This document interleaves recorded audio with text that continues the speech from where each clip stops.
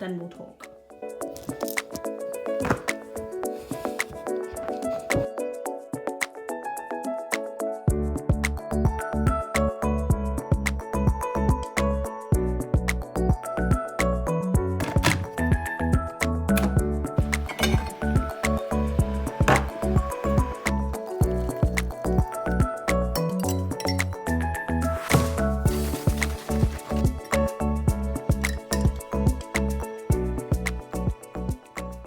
Good morning. I'm gonna drink my tea, and eat my cheesy crumpet toasty thingies, and then we'll chat.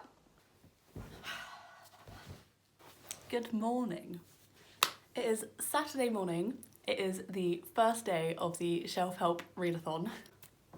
Very excited. I've started off interestingly. I haven't read anything yet. A few of the other gals stayed up last night to read. I was kind of tipsy and did not do that. But we are here this morning. I've had a productive morning of cleaning the house and I've just had a nice breakfast and I am ready to go. However, I was meant to finish Goblet of Fire before the start of this readathon and I am here. So I am nowhere near finishing. So I might bend the rules of, you know, my own readathon. Let me run through what my original TBR was super quick and then I will figure things out. I don't think I'm going to do these in the right order, but whatever. Okay, so the book that I picked for my shortest TBR was Infinite in All Perfections, a poetry pamphlet, and A Clockwork Orange by Anthony Burgess. So I actually picked two. This is extremely likely to change at this point. For one I'd started but never finished is Do What You Want by Ruby Tando, which is a zine all about mental well-being with lots of different articles. For, what was that one for? A book that's been on your TBR the longest is Extremely Loud and Incredibly Close by Jonathan Safran Foer. A book I keep almost donating is The Versions of Us by Laura Barnett. And my cover buy is The Clothesline Swing by Ahmad Dani Ramadan. So that's a lot of books. I'm very much a mood reader, so this is very subject to change. And it's gonna change right now. So I have to finish Goblet of Fire because it's for my friend Amy's HP Quarantine Readathon, and the chat about Goblet of Fire is this coming Sunday, so I've got like a week left to read it. So I can't exactly put it down until after the readathon. So I'm gonna have to incorporate it somehow, and I don't think I can read this and all of this. It's just not gonna happen, I just know myself. So I'm thinking I might use this as a book I started but never finished in 2020. I don't know, I think that's what I'm gonna do. However, I do still want to read this, so I guess we'll see. If I end up being able to read this too, then like fab, but for this morning, what I'm gonna do is really try and make a big dent in Goblet of Fire, and then like later on this afternoon I can hopefully actually start on one of the books I'd put on my TBR. So that's the plan. Let's read.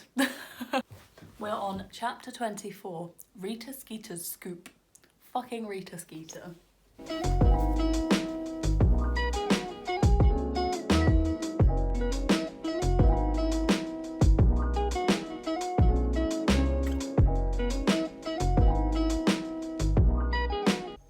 Why is Harry such an idiot? Like, he was nice to Cedric and gave him like a tip about the dragons so that Cedric knew that dragons was the first task. Cedric repays the favour with, you know, telling him about the egg and going into the prefect's bathroom. And it's just ridiculous. Just because Cedric went to the ball with Cho, he's now like, he was keen not to accept his help if he could avoid it. Get a grip, man. Just go to the fucking bathroom. Oh my god.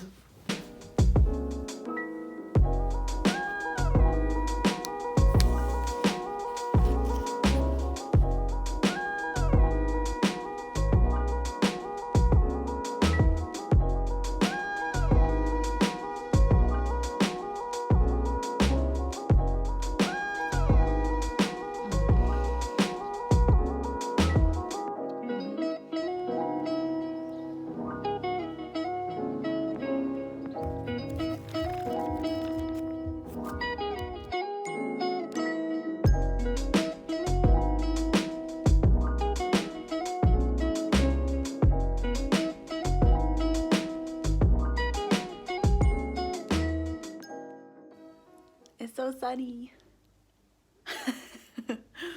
I've moved inside. Can you hear that? I'm gonna open my window just so you can hear it a bit more. I went to read outside, very nicely in the garden, and this is what my neighbour decides to do.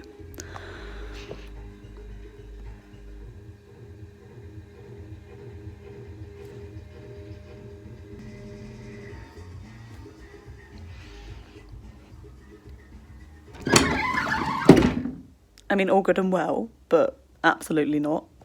So I'm back inside reading. Let's go. Hello. So I've just finished Goblet of Fire. Oh my god, I must have read like 300 pages today, which is mad. So good.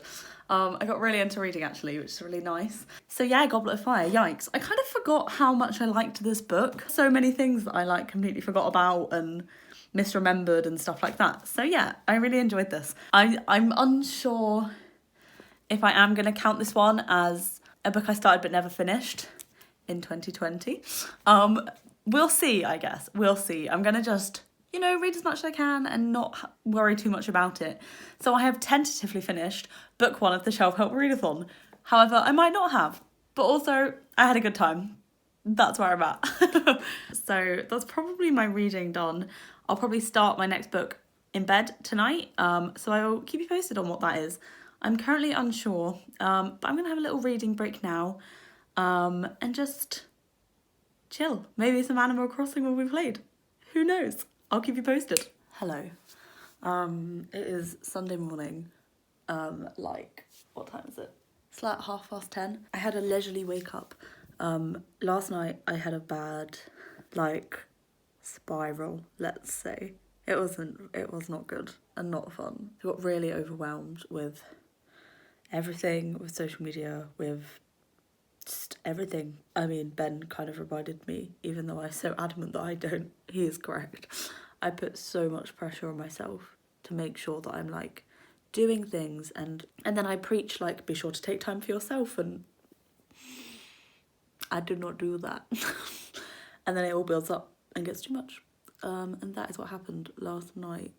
So I really want to try and have a nice no pressure day. Yeah. Also, it's the Help Readathon where you're also meant to take care of yourself. What I'm going to do now is a yoga class and then kind of have a relaxing morning starting on my next book, which is going to theoretically be extremely loud and incredibly close. Let's go.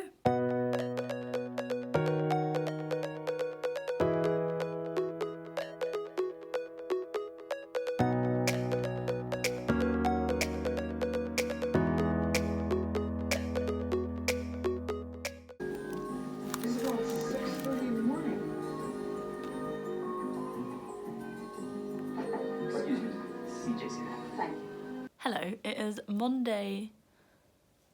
Is it Monday? I don't even know if it's Monday. I think it's Monday evening. It's Monday evening. I am just sitting and doing a tiny bit of reading. It's been a busy day. It's been a busy evening actually. Did the food shop, which was busy. Anyway, so I did that. Unpacked, had a nice halloumi salad for dinner. That was peak. I'm going to just read a bit now before watching some more of The West Wing. I'm enjoying this book, but the last chapter really confused me. Like, so when we're narrated by Oscar, I'm really enjoying those chapters. They're really interesting, but I just don't understand what the last few chapters were. I don't know who it was from. It was set in a really staggered way. I'm just a bit confused by that chapter. I was kind of like, I wasn't taking any of it in to the extent that I was like, I could just skip to the next chapter because I feel like it would be the same as if I'd have read it. I don't know. I'm puzzled. I might have to speak to my friend Amy, who's read it, to like get an explanation, which is not great when reading a book. So I'm going to keep reading though. We'll see. I don't know. This is really strange. I also have... Oh, I'm so excited.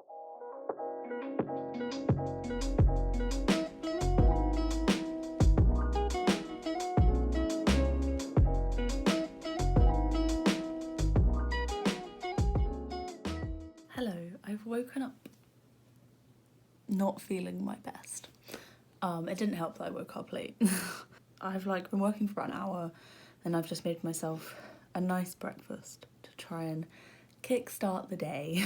So hopefully that works. Here it is. Made some nice cheesy crumpets with some tomatoes, some herbs. I'm psyched.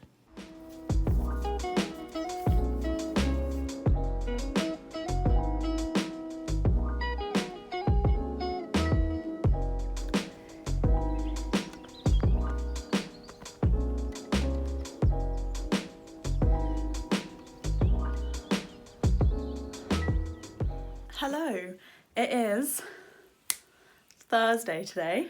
Don't know when I last checked in with you, but last night I finished Extremely Loud and Incredibly Close, which I guess is technically my first book I finished for the readathon, except I finished Goblet of Fire or whatever. It's the whole thing, isn't it? Yes, so I read this for the prompt, been on my TBR the longest, so I'm thrilled to have read it. I think my rating for this is going to be about 3 stars.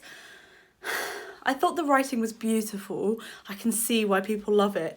However, the perspectives, they got easier to understand, but the perspective from Oscar's grandparents just really confused me. It was very all over the place. And it kind of felt a little forced at times. Like the format, for example, has lots of like, you know, one-liners on one page. At one point, let me find it. Here we go. At one point it just kind of like, you know, became unreadable, and you know, I guess that's like symbolizing like thoughts mushed together and things. I don't know, sometimes I think it worked well and sometimes I think they did it for the format and it's not like, it felt obvious that that was why, and it wasn't. For example, like Illuminae, I think that format works incredibly and I was never taken out because of the format.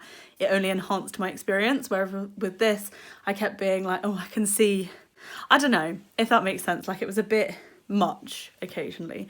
Sometimes the images added a lot, sometimes I was like, I don't understand why that's there, just gonna kind of ignore it. Yeah, and then the plot, I won't go into too much detail. The book is basically about a boy called Oscar, and his dad passed away in 9/11. He finds this key, and so he basically goes all around New York trying to find the lock for this key. On the envelope where he found the key, there's the word Black, and he basically starts looking for every single person in New York with the surname Black. At one point, he sees a woman called Abby Black, I think it is. He's like 9, and she's a fully grown woman, and he kind of like says like, I want to kiss you.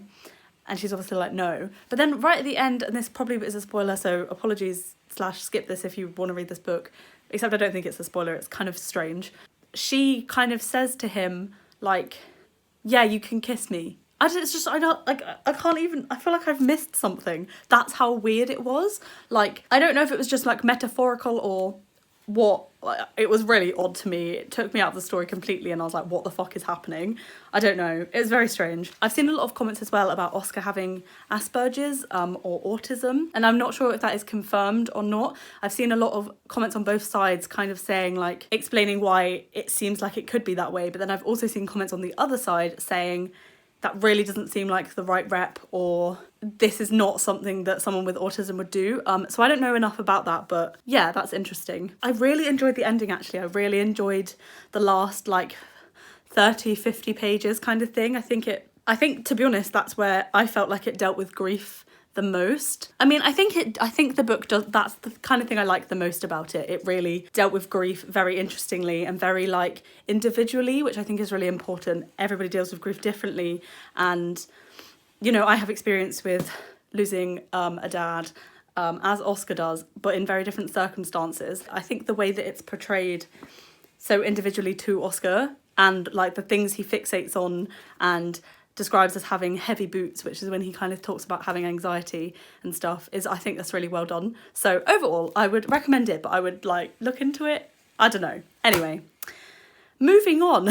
So we finished that one, but I've also been reading every evening a few articles from Do What You Want by Ruby Tando, which is a zine about mental well-being. I'll show you through it. Lots of different articles. There's many really interesting like comics and stuff. I really liked, let me find it, this one, Pushing the Binary. This was all about non-binary people accessing judgment-free mental health care. which was really fascinating, and really like took me outside of my own perspective and made me really stop and think and listen and kind of think sometimes it's not as easy as just accessing therapy. It's so much more depending on your circumstance. I am loving this scene so much. I'm so glad I'm finally taking the time to make my way through it. So yeah, looking forward to reading another article from that later. However, it is time. This is my little TBR shelf. So I think we're going to go with The Versions of Us by Laura Barnett. I don't know too much about this one. I know that it's kind of one of those like One Day, the ones where it's like, oh, what if this had happened? We'll see.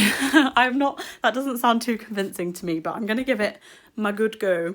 I'm going to go and read in the garden now. See you in a bit.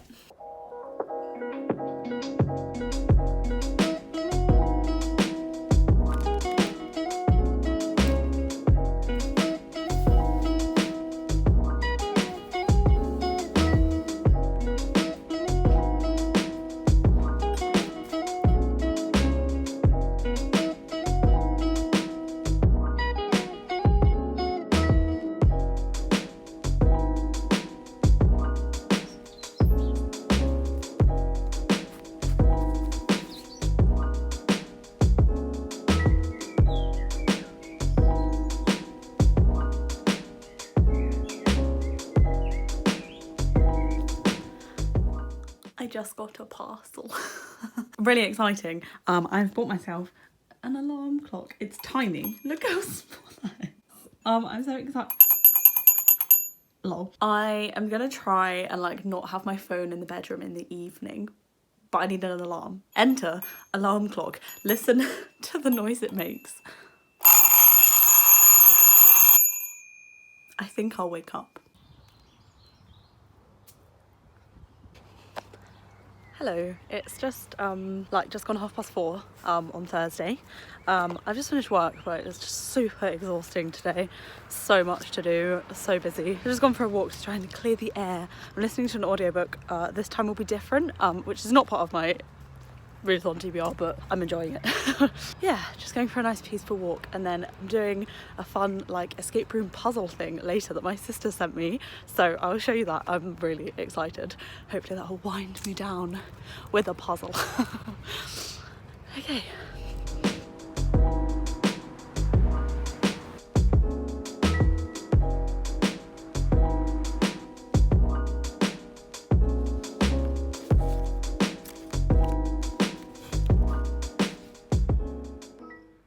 Struggling with this one.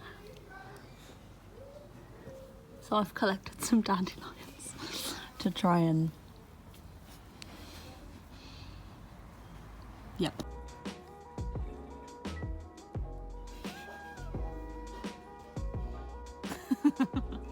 No! We failed. It's loading. Oh. Hit re-record and document the fact that we got it, we had it right all along, and that you just typed the identification and code in wrong. I mean, we can check the tape and make sure I read it out correctly. I'm so scared it's going to do the thing again. Here is your message.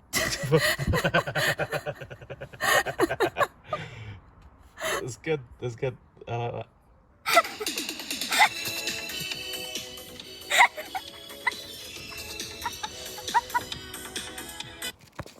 I was just rickrolled by my sisters. Did you have fun? I did. Yeah, me too. Thanks, guys. Hi. We just finished the Enigmagram puzzle. It was really fun. We just did it after work, as you saw, and had a really good few hours trying to puzzle the shit out. Now, I'm going to cook some dinner. I'm making a Greek salad, and I'm going to try and make some flatbreads, which I'm really excited for. I'm using a recipe that Sarah sent me. Sarah from the Little Contemporary Corner, thanks again, ya babe. Except I've only got self-raising flour, and it said plain flour, but these are hard times that we're living in and I don't have plain flour, so what you gonna do? I hope it doesn't rise too much and make it not flatbread, make it risen bread. You're basically just looking at my boobs. Luckily they look quite nice in this shirt. While I'm doing this, let's chat books, shall we? So I've just started... What the fuck is it called? The Versions of Us by Laura Barnett. So there's like 3 different timelines of like, what if they did this, what if they did that, what if they did that. So one of them is from the girl's perspective if she did stop and talk to this guy. One of them is if she didn't stop and talk to the guy. And then the other is from the guy's perspective. And so I've literally only read like one of each at the moment. And it was reading quite fast, except I currently don't really care about the characters. And I also get really, really bored of like straight romances. I mean, I'm assuming that they're straight at the moment. They might not be, except it's kind of giving me that vibe. I don't know, like it's kind of just, it's done, you know, it's done. The story basically has been done so many times. I always struggle because I'm in a relationship with a guy, and so I always, Books and Lala actually was talking about this in her most recent video, which I will link down below. It was her queer reads recommendations video. I resonated with it so much. She is also in a relationship with a guy, and she doesn't label herself, she kind of refers to herself as queer. I consider myself bi, but it's kind of taken like a while for me to get to that label and, to be honest, still accept it. Obviously, because I'm in a relationship with a guy, things are way easier. I don't face any form of like discrimination if a bi person that was in a relationship with a girl instead of a guy. So I always find it really like, I don't know, confusing and challenging to kind of work out how I can talk about, you know, queer representation and queer relationships and queerness in stories, because I feel comfortable using the term queer as someone who also considers themselves queer. But I know that not everyone likes that term, and that's completely valid. And like, I would never refer to someone else as queer if I didn't already know that that's like the term that they like to use. But like, as an overarching thing, when I talk about books on this channel, I usually say queer, I think. I don't know, I would never want someone to watch my channel and think I was using that term out of place, which is, I guess, why I'm saying this. I don't know how this relates to the book that I was just talking about. It just got me thinking about why I don't enjoy male-female like romance stories anymore. Not as much. I do still enjoy them, but not as much. I think because I'm exploring so many other different like stories that are out there, and it just, every time I read one, it feels this has already been done. I'm not gaining anything from this. Even though it doesn't have to gain anything from a story, but I kind of like to gain things from stories and kind of get new perspectives and things. So that was a very long-winded way of saying it's currently fine, but I'm not blown away. Yeah, let me know, like, that kind of, if anyone else thinks about that kind of thing a lot. I think about it a lot. It's something I'd want to talk about more on this channel, actually, because I feel like I don't talk about it enough, but it's because I worry about what people think, and I find it hard to talk about openly being bi whilst being in a relationship with a guy. I think that's still quite new for me. Anyway, so that's my interesting discussion of the day. I think this looks pretty sick, doesn't it? So Sarah said, divide it up into 6 and then you just roll it out, flatten it and fry it. I'm quite proud of it, actually. It looks really good. I'm gonna do that and I will show you when it's done. Guys, I forgot to film the cooking process, but look how amazing they turned out. That's bread. That's actually bread. Oh my god, I'm so excited. And here's the Greek salad I've made, which I'm very happy with. It's a great time all round. Gonna go eat now. Good morning. It is Friday morning. That's why I'm a bit softer.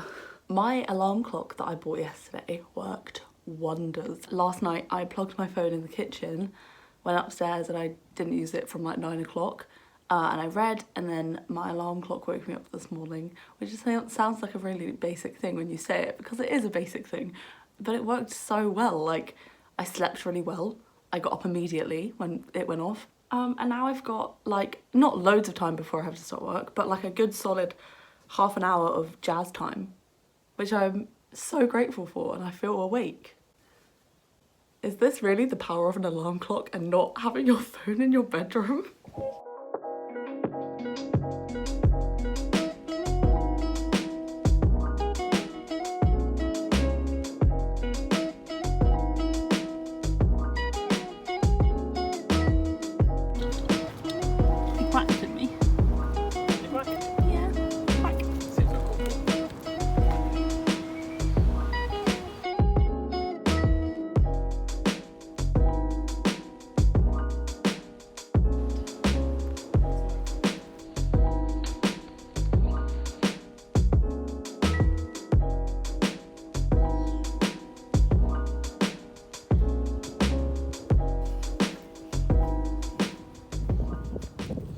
morning. It is Sunday morning today, and I think I'm going to wrap up the vlog here. There'll be a part 2 for this, so I will still be filming the last week of the Help Readathon, but otherwise it's going to get long. I actually just spent this morning editing what you've just watched.